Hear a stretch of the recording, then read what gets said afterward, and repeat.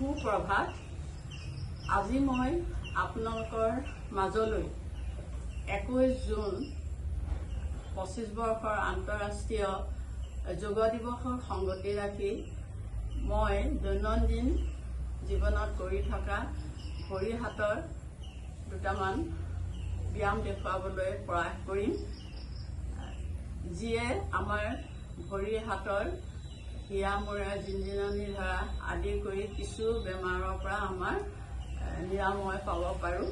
আৰু এই ব্যায়ামটি আমাৰ পুৰুষ মহিলা সকলোৰে বাবে উপযোগী, বিশেষকৈ বয়সস্থ মোৰ দৰে মহিলাসকলে পুৱা বেলা বিচনাৰ পৰা উঠিবলৈও মন নোযোৱা নিচিনা, গতিকে সেইসকলে ইচ্ছা কৰিলে বাহি বিচনাতে এই সূক্ষ্ম ব্যায়ামটি কৰিবলৈ অসুবিধা নহ'ব বুলি মই ভাবোঁ। তেনেহ'লে আহকচোন মইনো কেনেকৈ কৰোঁ। প্ৰথমতে মই সদায় আমাৰ যি শক্তি যোগ প্ৰণায়ামৰ যি শক্তি সেইটো মই আৰাধনা কৰোঁ। আৰাধনা কৰিবলৈ আহোঁতে মই এই হস্তমুদ্ৰাৰ যি তৰ্জনী আঙুলি আৰু বৃদ্ধ আঙুলি অগ্ৰ অংশ গ্ৰহণ কৰি দুই আঁঠুৰ ওপৰত মই ৰখালোঁ। এই দুই কাষলতিটো এনেকৈ অকণমান দূৰত্ব বজাব লাগে, ৰাখি লৈ মেৰুদণ্ড চিধা কৰি লাহেকৈ চকুযোৰ মুদি শক্তি শ্বাস ভৰাই উচ্চাৰণ কৰিবলৈ যাওঁ।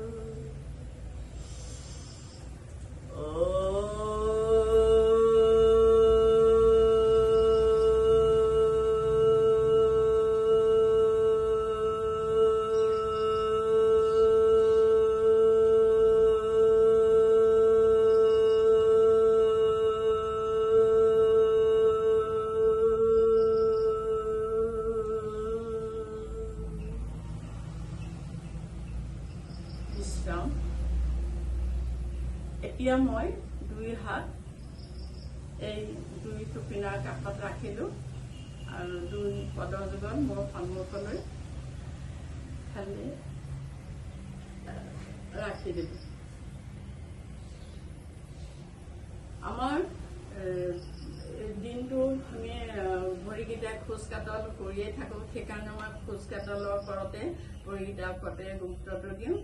এই প্ৰথমতে আঙুলিকেইটাক আমি উশাহ ভৰাই আগলৈ এনেকে ভাঁজ কৰিলোঁ, যিটো নেকি আঙুঠাৰ আসন বা আঙুঠাৰ এক্সাৰচাইজ বুলি ক'ব পাৰি। এনেকৈ উশাহ লৈ আপোনালোকে মনৰ ভিতৰতে 1 2 3 4 5 4 3 2 1 সময়ৰ গাননি হিচাপে ধৰি ল'ব।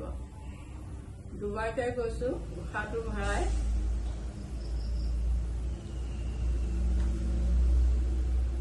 উশাহটো পাছলৈ এৰি দিলোঁ।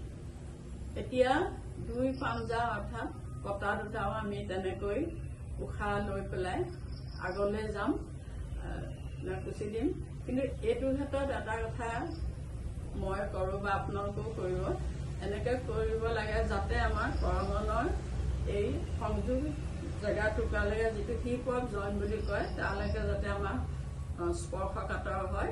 তেতিয়া কি হ'ব, আমাৰ ভৰি হাতৰ মাংস পেশীবিলাকো টনাটনি হ'ল, ৰক্ত সঞ্চালন নিয়মীয়া হ'ব।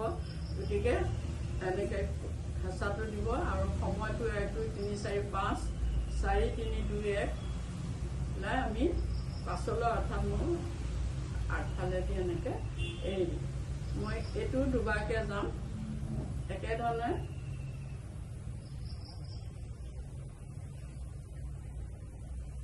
আকৌ পিছফালে অৰ্থাৎ এইফালেদি মোক এৰি দিলোঁ। এতিয়া 3 2 পদৰ যুগল লগ কৰি ভৰি কাটাৰ দিশে উশাহটো ভৰাই অৰ্থাৎ উশাহটো লৈ মধ্যস্থানত উশাহটো এৰি দিলোঁ। আকৌ বাওঁ পাৰ পৰা সোঁফালে উশাহটো ধীৰে ধীৰে লৈ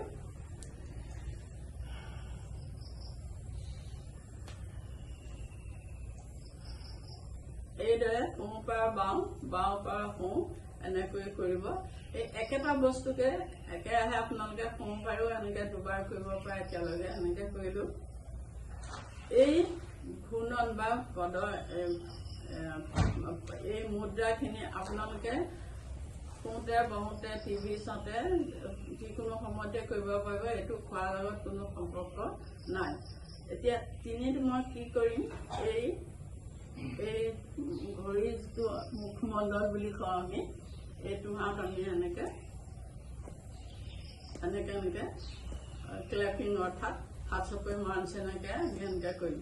তেতিয়া কি হ'ব, এই আমাৰ মাংস পেশীবিলাক জড়তাখিনি ভাগি যাব একদম। এইটো তাৰপৰা ৰক্ত সঞ্চালনটো বৃদ্ধি হ'ল এনেকে বহুত ভৰিকেইটা আৰাম পায়।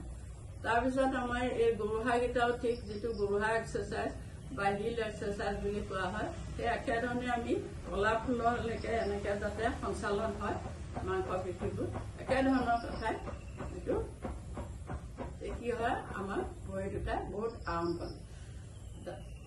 শেষত এই আঙুলিকেইটাও তেনেকে আমি এই তৰ্জনী আঙুলিয়ে পাছফালে যোৰাটোত গাঁঠিখিনি আচলতে গাঁঠিত এই গাঁঠিবিলাকতে আমাৰ বিষ পানীবিলাক জমা হয়। এতিয়া ধৰি লওক আঁঠু বিষায়, এই আঁঠুটো ঠিক তেনেকে আমাৰ এই বিষ পানীবিলাক যিটো টক্সিন বুলি কোৱা হয়, বিষৰ ক্ৰিয়াবিলাক আৰম্ভ হয়। আৰু যদি আমি এইবিলাকত কৰোঁ, এইবিলাক সৰু সুৰা ব্যায়ামবিলাক, তেতিয়া আমি বহুত ক্ষেত্ৰত অলপ হ'লেও ৰেহাই পাওঁ।